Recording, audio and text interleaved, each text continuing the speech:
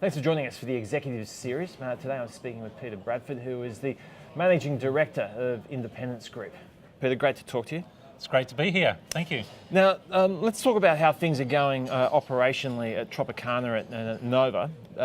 We're in that part of the mining cycle where costs are perhaps just creeping up a little bit. What are you seeing in your experience? Yeah, so we've got two assets, as you said. Tropicana, a gold mine in Western Australia. We have a 30% interest in that. And Nova, which is a nickel mine that also produces copper and cobalt. Nova's relatively new, so we're in that very early stage of optimising the asset. So for us, we've been going against the tide, and costs overall have been coming down as we increase production. At both Nova and Tropicana, we've had an excellent start to the year, and both mines have delivered record production rates in the December quarter and are travelling very well.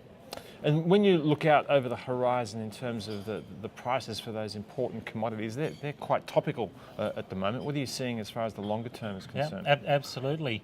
Nickel has always been in demand to make stainless steel, and stainless steel production makes up about 2/3 of nickel demand, with the rest going into specialist alloys and into the evolving battery industry. At the moment, that portion's very small, less than 5%.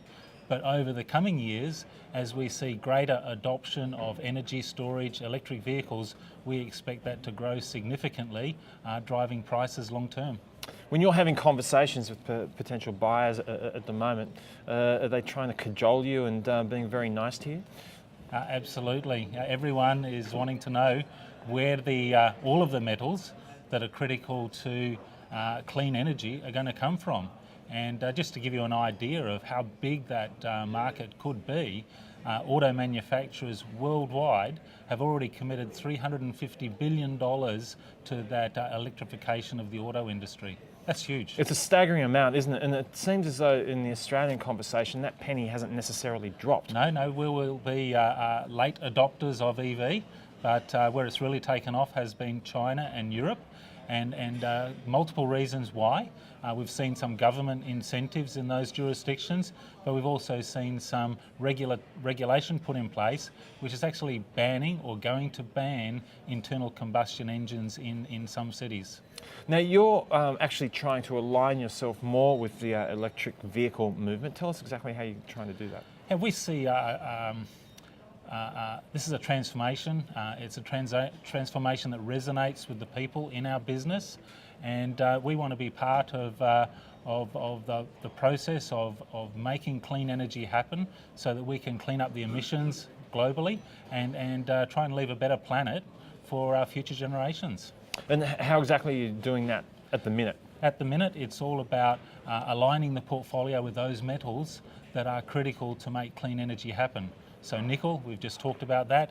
It's very important for the energy storage, for the electrification of the automobile, but also copper. You know, copper is required right across that clean energy space through the renewable energy, getting those electrons across the grid into battery storage, and then ultimately through charging networks into people's automobiles. And copper's an important part of the electric vehicle itself overall, isn't it? Yeah, it is, and there's more copper in an electric vehicle there is in a regular internal combustion engine and vehicle, and longer term that'll probably be optimised, but longer term you're still going to be using probably 1.5 times more copper than we've historically used in each car. Now, when you look ahead over the course of the next couple of years in terms of exploration, where are your efforts being focused in that regard? It's all about finding more nickel and more copper. So from a jurisdictional point of view, we focus on Australia.